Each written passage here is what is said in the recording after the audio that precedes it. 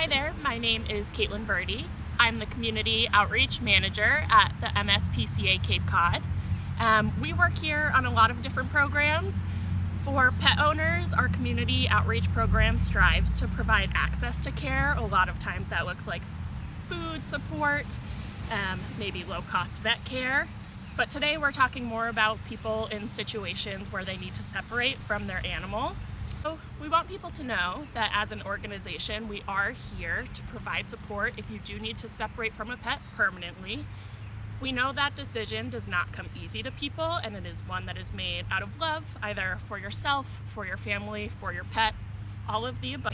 If you're watching this at home, you probably do know how important that connection to your pet is, and we want to make sure that everybody is able to continue to exercise that right to be with the pet who they love, and that animals have the ability to stay with the families that they love and the families that they belong to. The biggest piece of that is making sure that people who maybe don't have access to things like long-term boarding have a soft place for their pet to land while they're going through something, whether it's medical treatment, they're between housing, whatever it might be, so that they can reunite. In so many situations, people do need to separate from their pet temporarily, and sometimes it's at a moment's notice, and there is no emergency care at this time for people to make that quick decision to find a safe place for their pet to go where they know they'll be reunited and they can get whatever care or safety that they need. A lot of time these are systemic challenges, so it's through no fault of your own that you need to be separated from a pet. It could happen to so many of us without even expecting it to. So EPCP is here to try to bolster our community and make sure that we do have those resources for people to stay with their pets and get the care that they need. So we're looking at the whole family here. The pets and the people are both so important.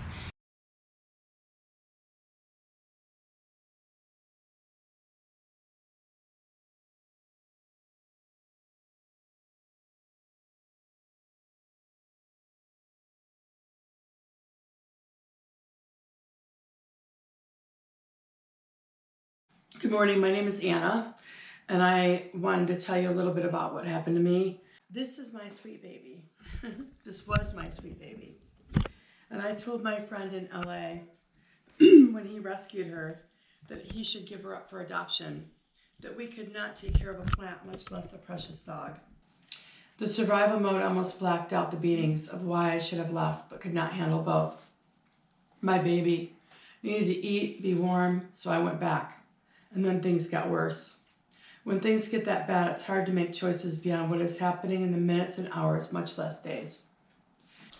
My hope is that you recognize that helping someone care for their beloved pet while they gather their life, no matter how far down it has gone, is the gateway some people need to get shelter themselves and then rest.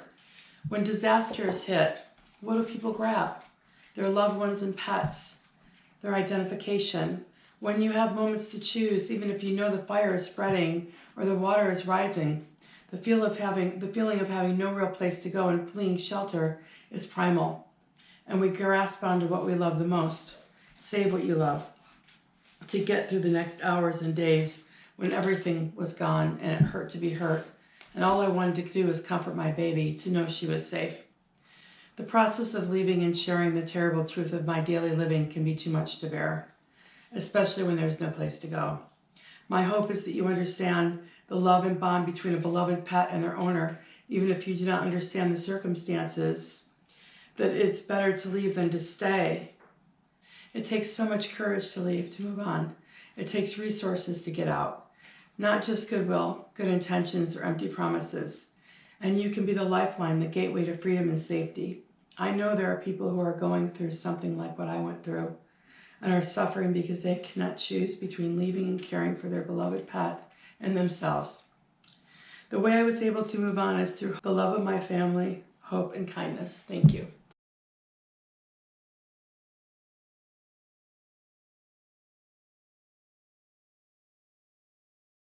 We all know that there's a major housing crisis across the state of Massachusetts, Cape and Islands especially being hard hit right now. I'm Janet Heislip. I work at Homeless Prevention Council in Orleans as a case manager, and we service anywhere from Harwich up to or down to P-Town. Shelters are full. Both family and individual shelters are hard to get into.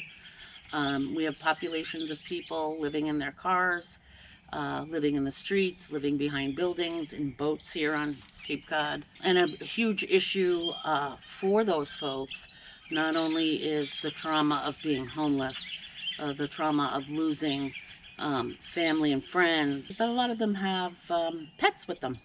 And everybody may think that's not really an issue, but it's a big one. I think it's very important that as well as housing families, individuals, that we also include their other family members to these folks, and that's their pets. So we do have a program on Cape called the Emergency Pet Care Program. Please support it. So if you need any assistance with your housing, or you need some assistance finding the program that we're discussing, the Emergency Pet Care Program, you have an animal, you have some needs, come see me, and we can try to fix your issues.